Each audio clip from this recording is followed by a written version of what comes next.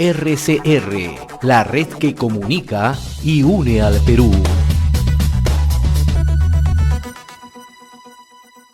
Vamos a tomar contacto esta hora con el doctor Ramiro Alatrista Muñiz. Él es abogado y analista en temas políticos, ¿no? Para que nos ayude un poco, ¿no? A mirar cuáles son las expectativas, ¿no? Qué es lo que espera la población, ¿no? Y además el panorama político actual. Ayer ya hay una mesa directiva en el Congreso, ¿no? Hay quienes señalan que eso significa un contrapeso, ¿no? Doctor Ramiro Alatrista, qué gusto saludarlo. Gracias por atender esta comunicación, como siempre, con RCR, Red de Comunicación Regional. Muy amable, ¿cómo está? José, muchísimas gracias por tu comunicación, yo siempre a tu disposición.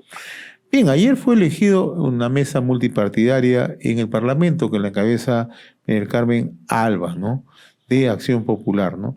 Hay quienes interpretan que esto es una buena decisión, sirve de contrapeso al Ejecutivo, ¿no? ¿Cómo analizar esta decisión, ¿no? Y después para ir definiendo qué se espera del mensaje del presidente Castillo, la definición respecto a los ministros de Estado, etcétera, etcétera, ¿no? Muchas gracias, José. Creo yo que es importante en una democracia mantener la independencia de los poderes del Estado. Sabemos nosotros que una democracia se sustenta en los pesos y contrapesos del Poder Judicial, del Poder Ejecutivo y del Poder Legislativo. Por tanto, vemos positivo que la señora María del Carmen Alba, representante de Acción Popular, haya sido elegida como presidente del Congreso, además que es una persona obviamente sexo femenino, y las mujeres nuevamente asumiendo el liderazgo en el Congreso de la República.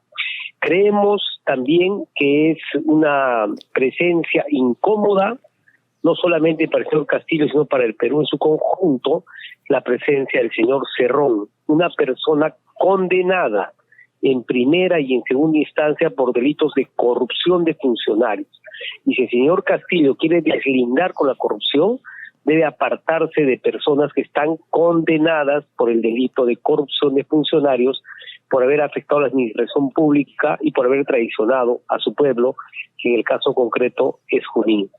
Esperamos mañana el mensaje del señor Castillo en el año del bicentenario, que haya un mensaje de unidad, un mensaje que evite seguir con esta polarización que se ha presentado en nuestro país, donde la mitad del mismo apoya probablemente al señor Castillo, pero la otra mitad está totalmente en contra. Dependiendo del mensaje que dé, vamos a lograr la unidad, o vamos a empezar por lo menos el camino a esa ansiada unidad que necesitamos los peruanos para poder salir de las tremendas crisis que hoy en día nos aquejan. Pero además de ello, creo yo que no solo el discurso, sino tiene que estar acompañado de acciones concretas. Ojalá que el señor Nájar no sea representante, no sea elegido como presidente del Consejo de Ministros, porque es definitivamente el señor Cerrón con otro nombre.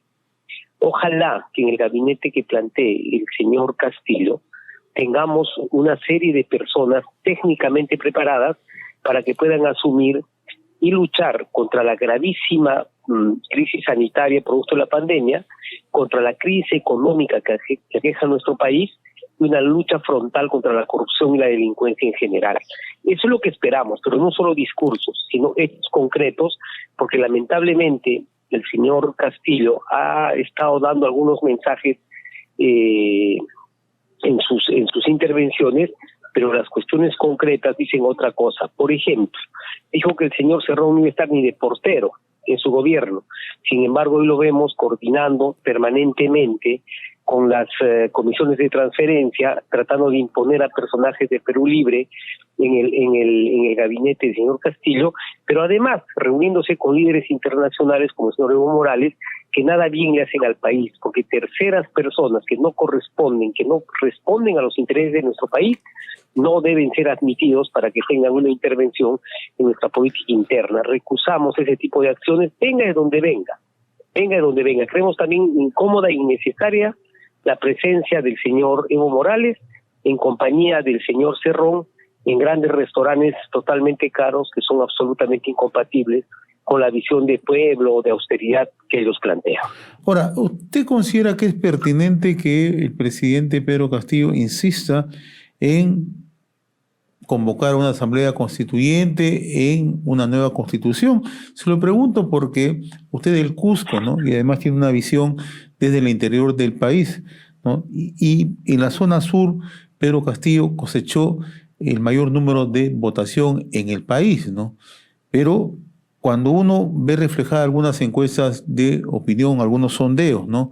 Como el caso de Ipsos Apoyo, como es el caso de Datu, ¿no?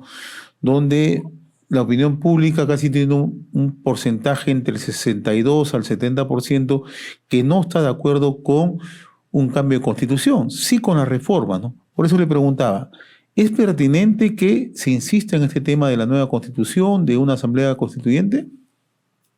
José, tenemos problemas mucho mayores que ponernos a pensar en una asamblea constituyente.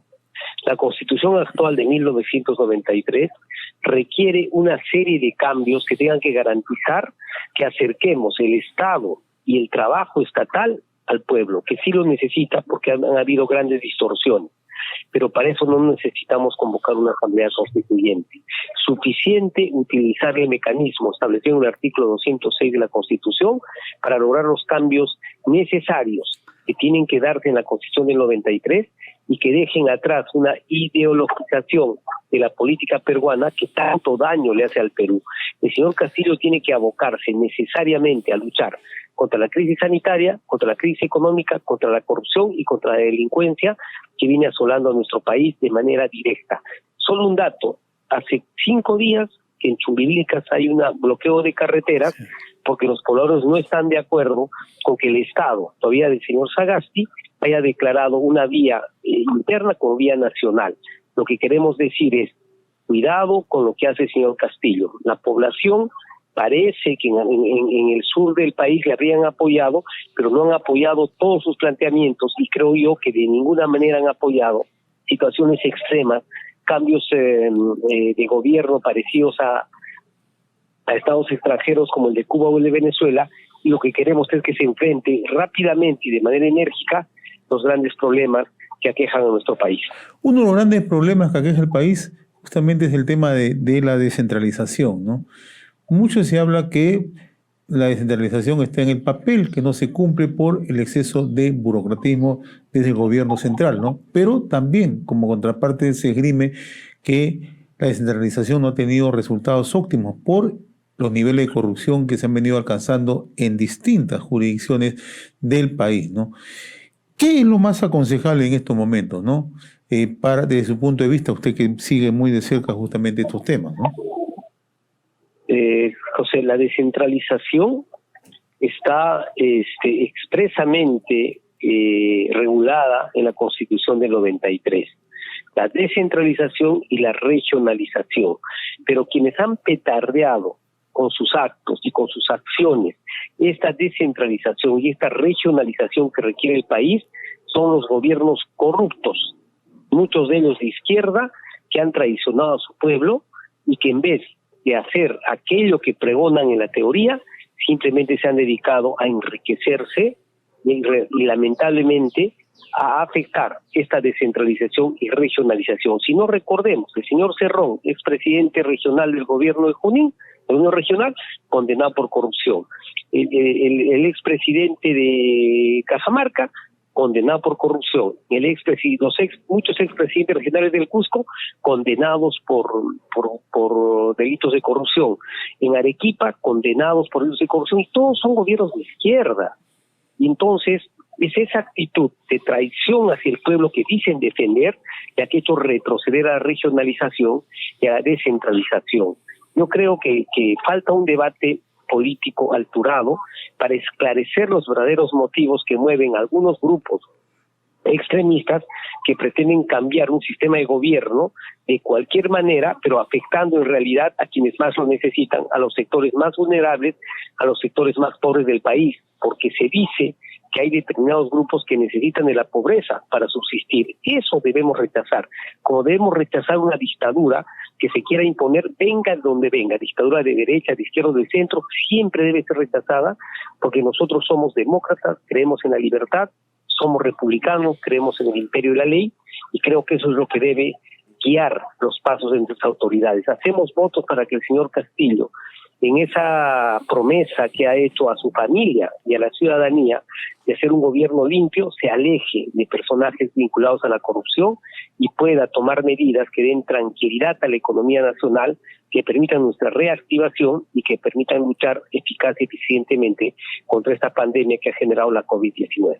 Ahora, un tema que recurrentemente planteaba el presidente electo Pedro Castillo, tanto en primera como en segunda vuelta, es la revisión del contrato de Camisea, ¿no? Desde el punto de vista, usted que ha tocado el tema jurídico, ¿no? ¿Esto es aconsejable? ¿Esa es una medida? ¿Qué efectos podría tener esta medida, no? No solamente en el plano ya social, sino en el plano de la repercusión propiamente del derecho, de la legislación, del respeto a las leyes, ¿no? José, desde el punto de vista constitucional y el marco jurídico actual, no procede una imposición desde el Estado para cambiar los términos de los contratos que el gobierno de Perú ha acordado. Lo que procede es una renegociación. Y yo creo que las empresas como Camisea, las empresas que están dedicadas a la minería, están dispuestas a conversar, renegociar y establecer nuevos términos, pero de común acuerdo. Por eso es que quieren cambiar la Constitución, lo que quieren es imponer determinadas medidas que están lamentablemente ideologizadas, y eso no es permitido porque la seguridad jurídica es sustancial para que podamos recibir inversión privada, y la inversión privada es absolutamente necesaria para el desarrollo del país. Por tanto, nosotros no podemos repetir fórmulas que han fracasado en la historia y en otros países, como por ejemplo las empresas estatales, o el querer quitar la iniciativa privada, o afectar la propiedad privada bajo el principio de que el derecho a la vivienda es más importante que la propiedad privada. Necesitamos un marco jurídico seguro, un marco jurídico estable, y que el Estado respete los compromisos que ha podido asumir y que en todo caso renegocie bajo acuerdo, sin necesidad de quebrar la confianza que en algún momento dieron aquellas personas que decidieron invertir y apostar por el Perú. Don Ramiro Latrista Muñiz, abogado y analista en temas políticos, como siempre muy reconocido por esta comunicación con RCR, Red de Comunicación Regional. Que tenga una bonita fiesta, señor Muñiz, Latrista. José, muchas gracias. Yo quiero en primer lugar saludar a todos los peruanos en una fiesta grande. Es el bicentenario, 200 años de nuestra independencia. Creo que tenemos retos futuros que tenemos que afrontar. El peruano no se rinde. Tenemos que luchar por nuestra libertad. Tenemos que luchar por la vigencia de la ley, pero especialmente contra esta crisis sanitaria tan grave que asola a nuestro país, contra la crisis económica y también contra la corrupción y la delincuencia que azota todos los días, especialmente a los sectores más empobrecidos de nuestro país. Muchísimas gracias por tu comunicación y siempre a disposición. RCR, la red que comunica y une al Perú.